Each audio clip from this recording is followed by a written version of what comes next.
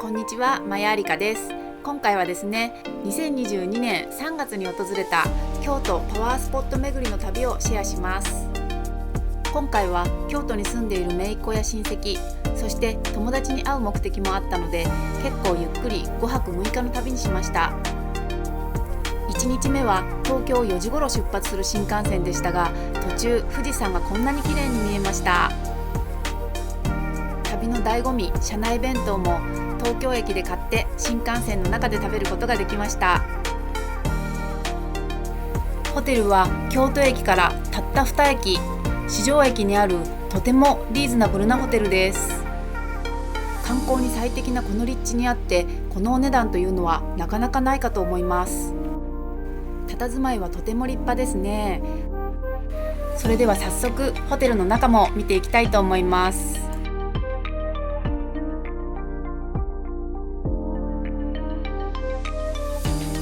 チェックインを済ませてお部屋がある最上階の5階まで上がってきました。廊下もふかふかで、今のところとってもいい感じです。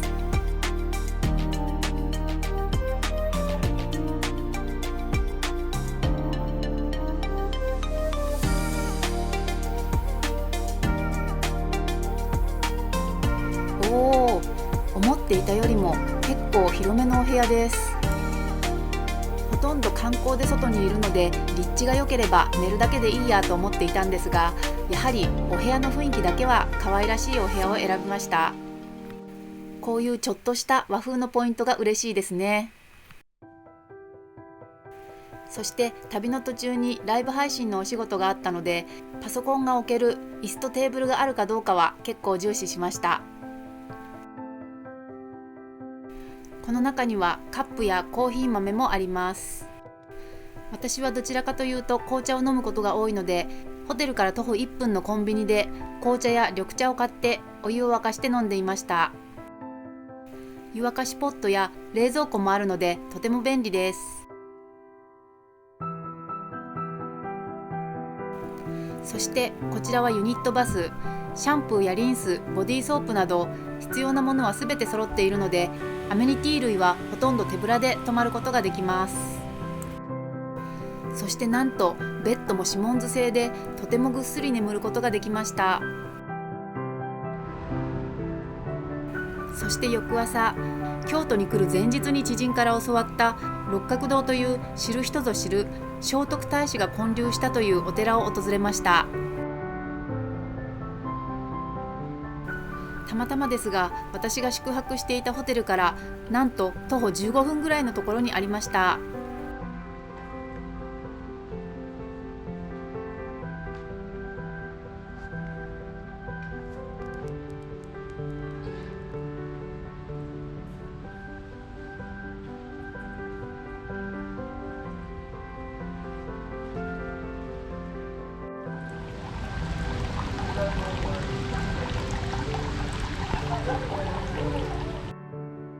今年は聖徳太子が亡くなられて1400年目の節目の年ということで、特別な法要が行われているようです。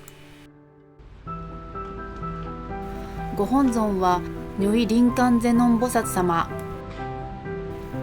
願いを叶えてくれる宝珠、如意宝珠と魔を打ち砕く法輪を持っておられます。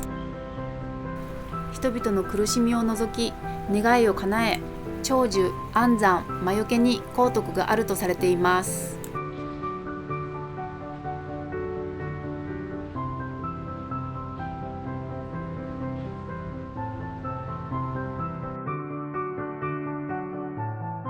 こちらは祈願鳩、願い事を書いた紙をこの鳩の中に入れて奉納することによって願いが叶いやすくなると言われています。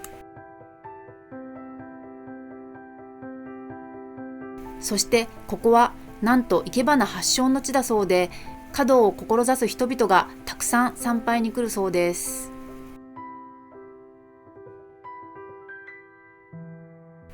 そして六角堂の裏には観光客にはたまらないスポットがあります。それは何かと言いますと、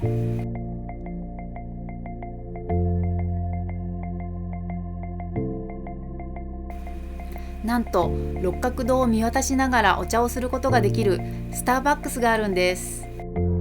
ここは私も教えてもらわなければガイドブックにも載っていなかったので、意外と知っている人は少ないのではないかと思います。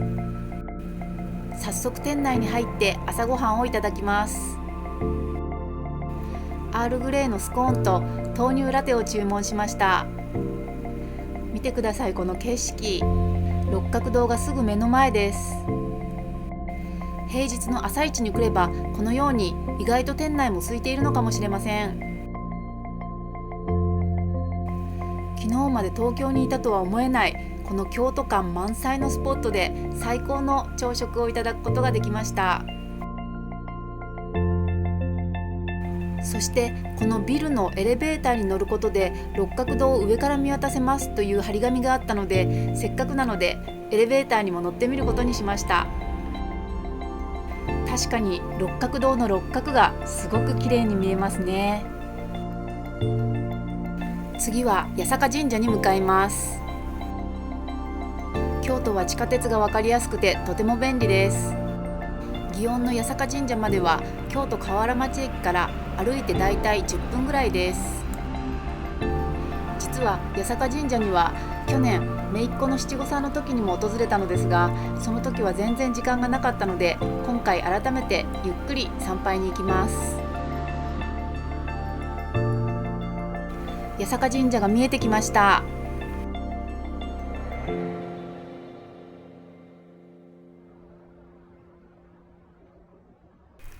この神社の主催神はスサノオノミコト。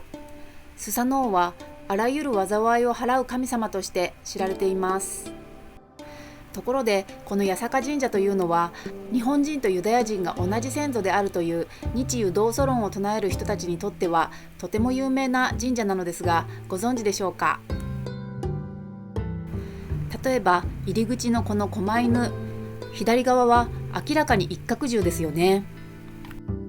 獅子と一角獣という点ではイギリスの紋章の組み合わせとも一致しています。そしてこの組み合わせはなんと原始ミトラ教の祭壇とも共通点があると言われているのです。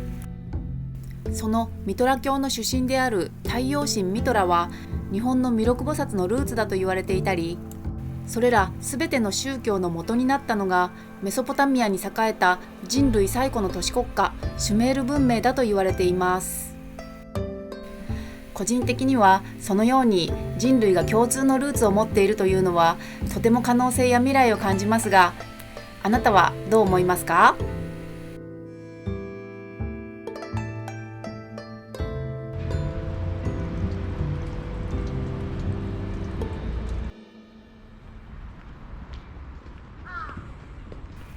ちなみにこの八坂神社というのも畑氏と呼ばれる、もともとはユダヤにルーツを持つ一族が日本に帰化して作ったものだと言われています。もともとはメソポタミアの宗教からミトラ教、ゾロアスター教、ユダヤ教、キリスト教、そしてイスラム教、道教、仏教と全てがつながっているとしたらとてもロマンを感じませんか？八坂神社とは伊八坂と書くこともできますが、伊八坂というのはますます栄えるという意味です。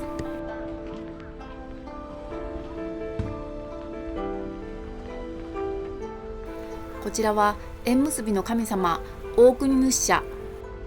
主催神は稲葉の白うさぎで知られる大国主の神。うさぎも狼主もマスクをしていますね。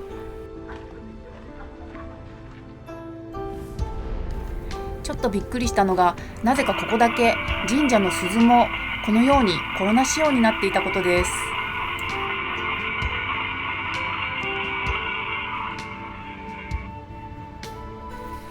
いいご縁がありますように、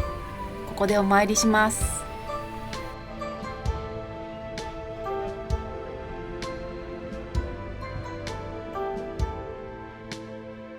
先ほどの聖徳太子のお寺にもあった願掛けうさぎがこちらにもありました。せっかくなので私も何か願い事を書いて奉納してみたいと思います。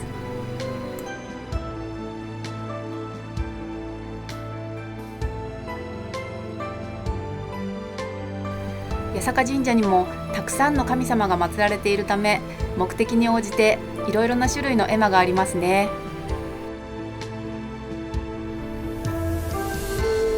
こちらで先ほどの願掛けうさぎが売られています。こちらで料金をお納めして一つうさぎを選びます。私はなんだか気分が上がる気がしたので黄色のうさぎを選びました。八坂神社はますます栄えるという神社なので、私も周りもそして世界中もますます栄えるように願いを込めて願い事を書きました。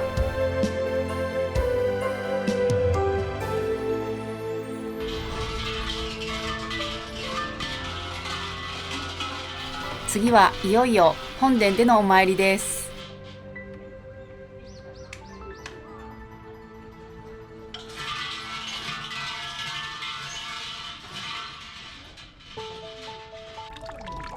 こちらは美容の神社。この美容水を数滴体につけると身も心もきれいになるという言い伝えがあります。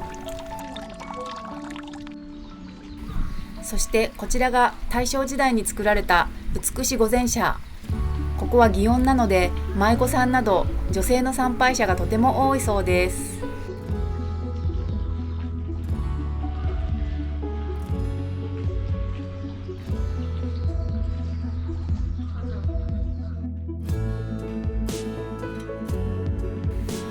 そしてこちらは八坂神社の裏側にある丸山公園です。近くに住んでいる友達とランチの約束があるのですが、それまで少し時間があったので公園内を散歩してみることにしました。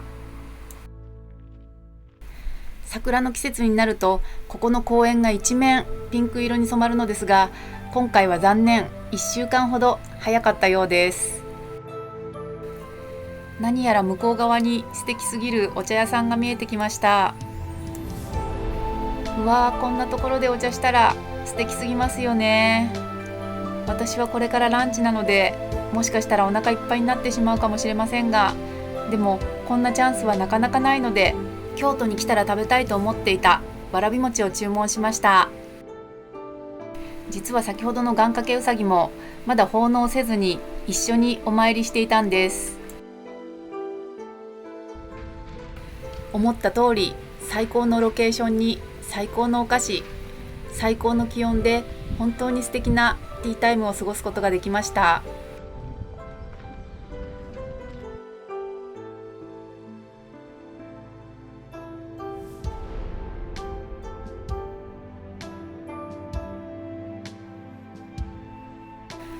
お昼近い時間になって友達との待ち合わせ時刻も近くなってきたので、祇園の裏道を通って待ち合わせのお店に向かいます。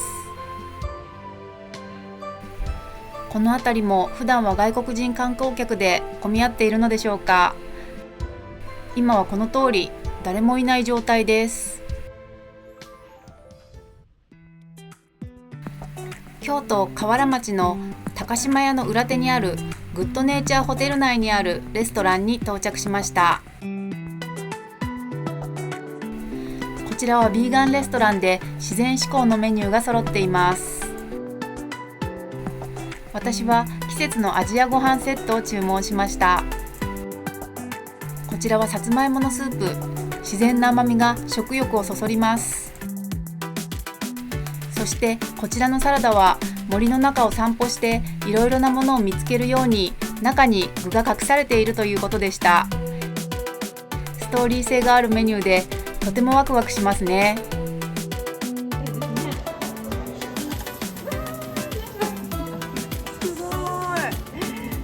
こちらがメインのアジアの鶏がゆです。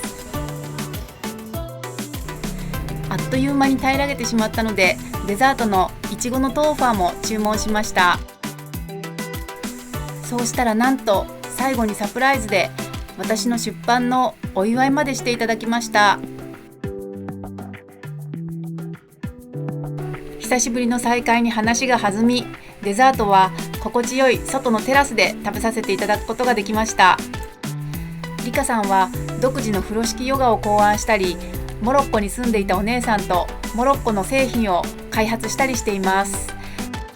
素敵なショップのリンクは概要欄に貼っておきます。